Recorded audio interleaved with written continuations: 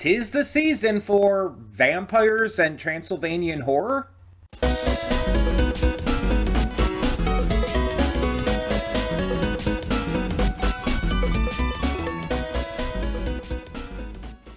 Hey everyone, welcome to Princess of Gay. I'm your host Connie, and today we are here with my blind reaction to episode 1 of Dracula 2020. This is a series by Mark Gatiss and Stephen Moffat.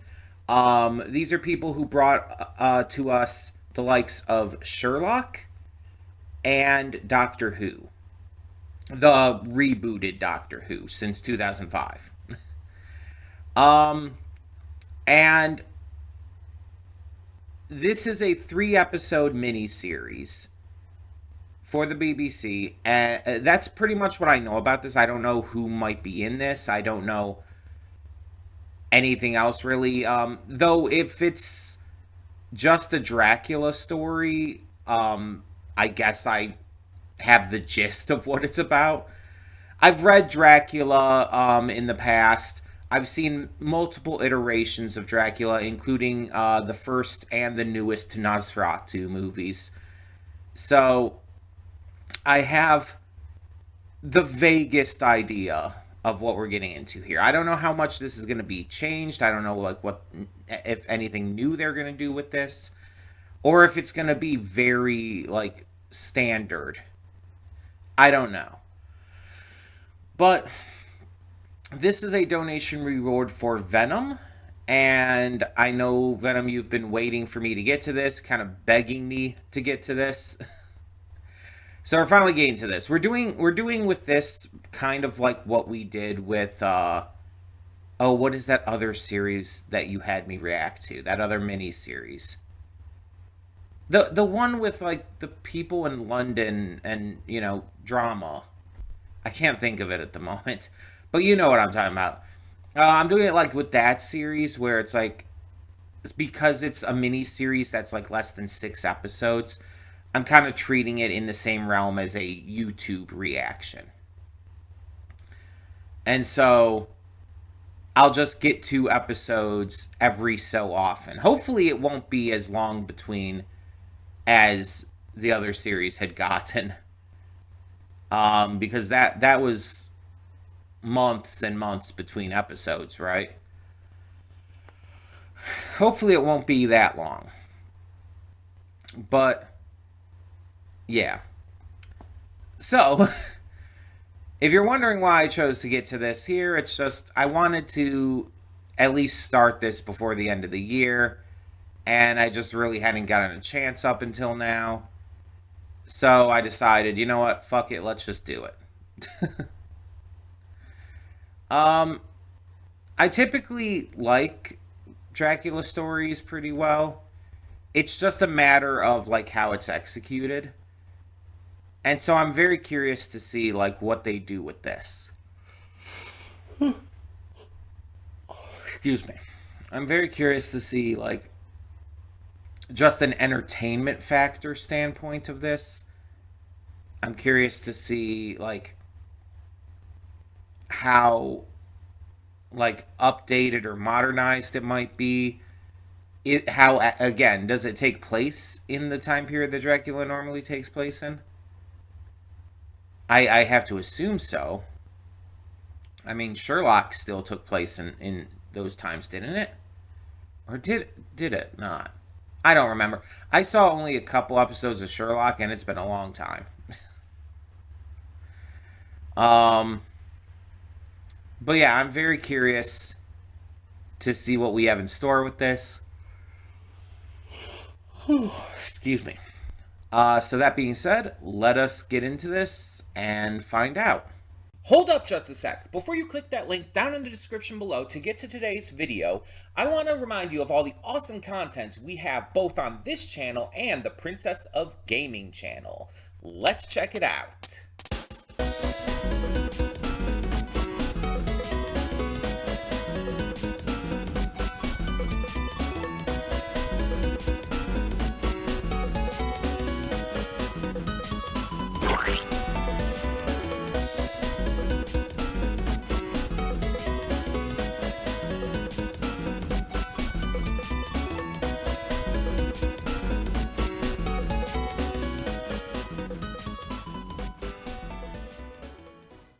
And we are back, and we'll begin with spoilers in 3, 2, 1, now.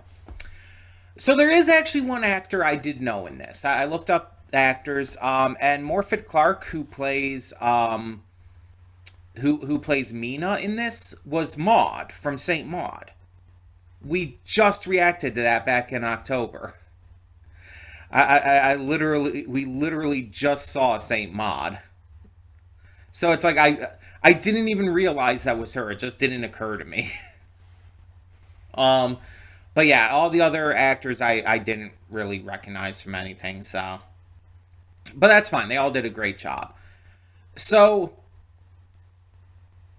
this, based on this first episode, seems to be, I guess, very similar to the Sherlock series, which makes sense, obviously, in regards to that this has a lot of things that are accurate, but a lot of things that are not. Because Jonathan Harker does not die here. Jonathan Harker continues on in the story. I also don't think he was ever turned in any way. I think that's completely different. Agatha being a Van Helsing, I think Agatha's character, I think this was in the original story, but I don't think she was a Van Helsing. Is she like replacing Abraham Van Helsing, or is like she just a new member of the family? I that's my question. Will we still have an Abraham Van Helsing, or is she just the new Van Helsing for this?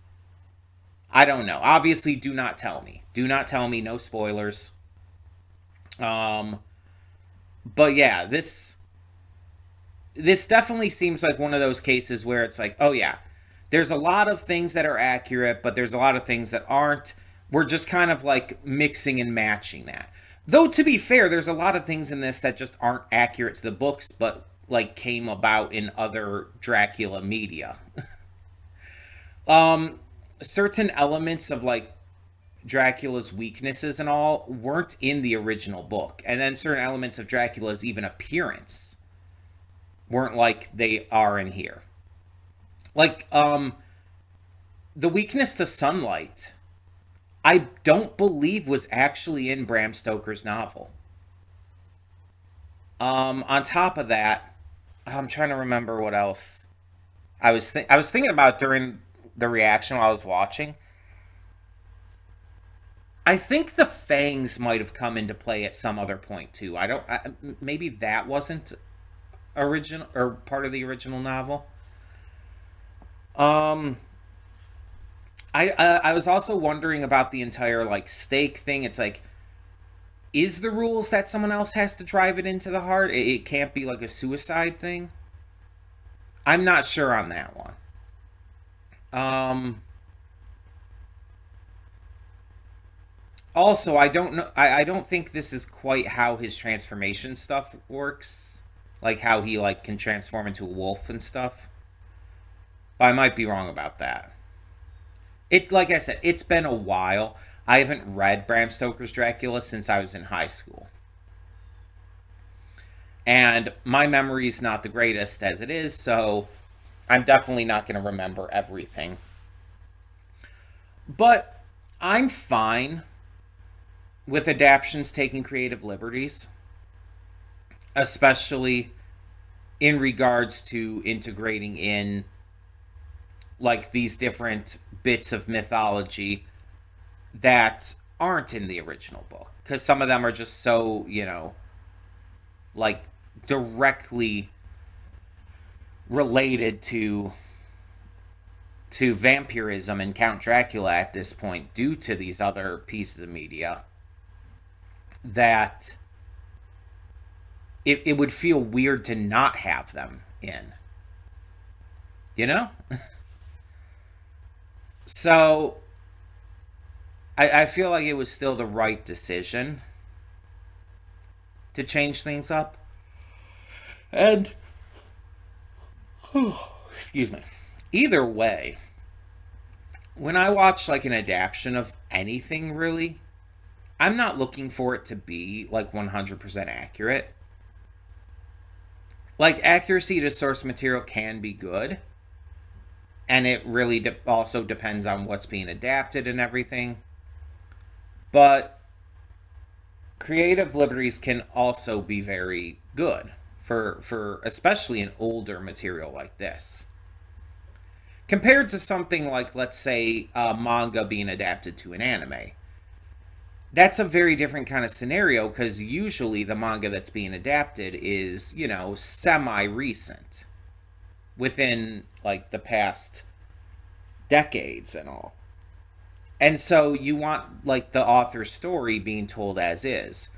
But when you have something like Dracula that's been around for so long and has had so many adaptations of all kinds of various accuracies to the source material, sometimes it's actually better to like change things up every now and again to try to do some new things with it. That is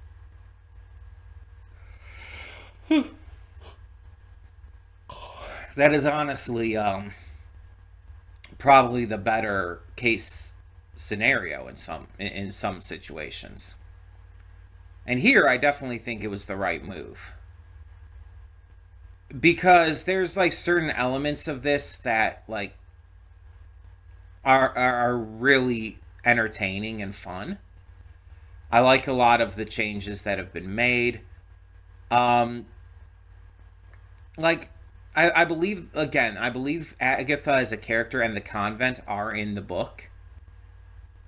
But I think it's like a more peaceful scene. I don't think Dracula ever comes there. And oh my god. Um Again, I don't think Agatha is a Van Helsing in the book. I really don't think she is. Because if I'm remembering right, there's only the one Van Helsing, just Abraham, and in the book he's not met here. He's met in London, right?